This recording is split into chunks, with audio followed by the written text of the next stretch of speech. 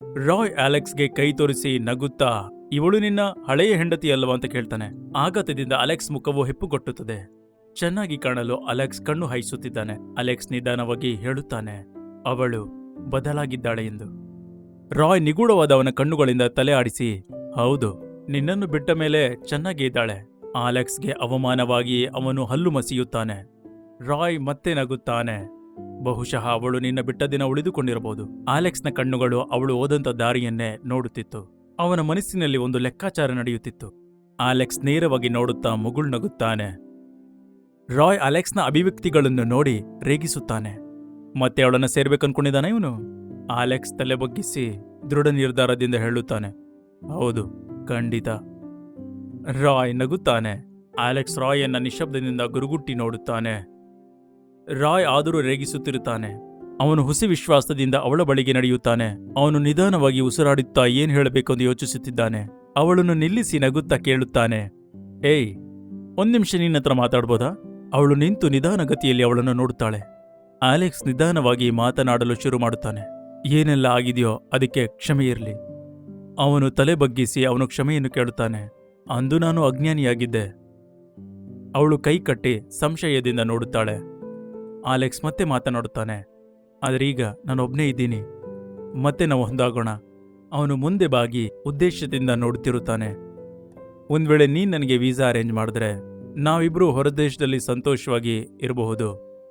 ಅವಳ ಕಣ್ಣುಗಳು ಅನುಮಾನದಿಂದ ನೋಡಿ ಕೇಳಿದಳು, ನೀನು ಪ್ರಾಮಾಣಿಕನಾಗಿದ್ಯಾ?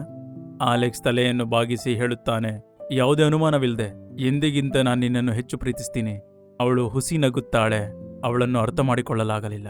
ಅವಳು ನಿಧಾನವಾಗಿ ಕೇಳ್ತಾಳೆ, ನಾನ್ ಸರಿ ಹೋಗಿದ್ದೀನಿ ಅಂದಮೇಲೆ ಮಾತ್ರ ನೀನ್ ಬಂದೆ. ಅದು ಹೊರದೇಶಕ್ಕೆ ಹೋಗಕ್ ಮಾತ್ರನಾ? ಅಲೆಕ್ಸ್ ಕೂಡಲೇ ತಲೆ ಅಲ್ಲಾಡಿಸಿ ಹೇಳುತ್ತಾನೆ, ಇಲ್ಲ ಇಲ್ಲ, ನೀನು ತಪ್ಪು ತಿಳ್ಕೊಂಡಿದ್ಯಾ. ಅವನು ಗಾಬರಿಯಿಂದ ಅವನ ತಂತ್ರ ಬದಲಾಯಿಸಿದ. ಹೊರದೇಶಕ್ಕೆ ಹೋಗೋದನ್ನ ಬಿಡು, ನಾನು ಇಲ್ಲೇ ಕೆಲಸ ಮಾಡ್ತೀನಿ ನಾಳೆಯಿಂದ. ನೀನು 2 ಅಥವಾ 3 ತಿಂಗಳಿಗೆ ಬಂದು ನಾನು ನೋಡ್ತಾ ಇರು. ನಿನ್ ಬಿಟ್ಟು ನಾನು ಇರೋದಕ್ಕಾಗೋದಿಲ್ಲ. ಅವಳು ತಲೆ ಅಲ್ಲಾಡಿಸುತ್ತಾಳೆ. ಅವನ ಬದಲಾವಣೆಯನ್ನು ನೋಡಿ ಗೊಂದಲಕ್ಕೊಳಗಾಗುತ್ತಾಳೆ.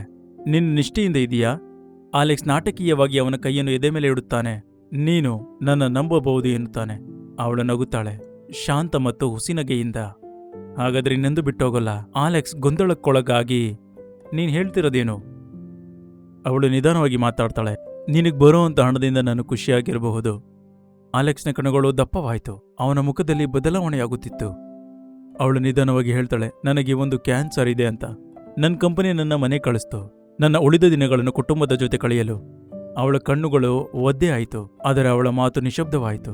ಅಲೆಕ್ಸ್ ತೊದಲುತ್ತಾ, ಅಷ್ಟು ಒಳ್ಳೆ ಸಂಬಳ ಇರುವ ಕೆಲಸವನ್ನು ಯಾಕೆ ಬಿಟ್ಟಿದ್ದೀಯಾ ನೀನು? ಅವಳು ನಿಧಾನವಾಗಿ ತಲೆ ಅಲ್ಲಾಡಿಸುತ್ತಾಳೆ. ನಾನೆಂದಿಗೂ ಮನೆಗೆ ಹೋಗುವುದಿಲ್ಲ. ನನ್ನ ಆರೋಗ್ಯ ನನಗೆ ಸಹಾಯ ಮಾಡೋದಿಲ್ಲ. ಅವಳು ಮಂದವಾಗಿ ನಗುತ್ತಾಳೆ. ಆದರೆ ಈಗ ನೀನಿಲ್ಲಿದ್ಯಾ, ನಿನ್ನನ್ನು ನೋಡ್ಕೊಳ್ತೀಯಾ ಅಲ್ವಾ? ಅಲೆಕ್ಸ್ ಹೆದರ್ಕೊಳ್ತಾನೆ. ಹಿಂದಕ್ಕೆ ಹೆಜ್ಜೆ ಇಡ್ತಾನೆ. ತೊದಲುತ್ತಾ, ಇಲ್ಲ, ಈಗಿಲ್ಲ. ನಾನು ಚಿಕ್ಕ ಮನೆಯಲ್ಲಿ ಬಾಡಿಗೆಗಿದ್ದೀನಿ. ನಾನು ಒಳ್ಳೆ ಮನೆಯನ್ನು ಹುಡುಕಿ ಮತ್ತೆ ನಿನಗಾಗಿ ಹಿಂದಿರುಗುತ್ತೇನೆ. ಅವಳಿಗೆ ನಂಬಿಕೆ ಒಂದು ಉದ್ಭವ ಆಗುತ್ತೆ. ಪರವಾಗಿಲ್ಲ, ನನಗೆ ಬಾಡಿಗೆ ಮನೆ ಆದರೂ ಪರವಾಗಿಲ್ಲ. ನನಗೆ ನಿನ್ನ ವಿಳಾಸ ಕೊಡು.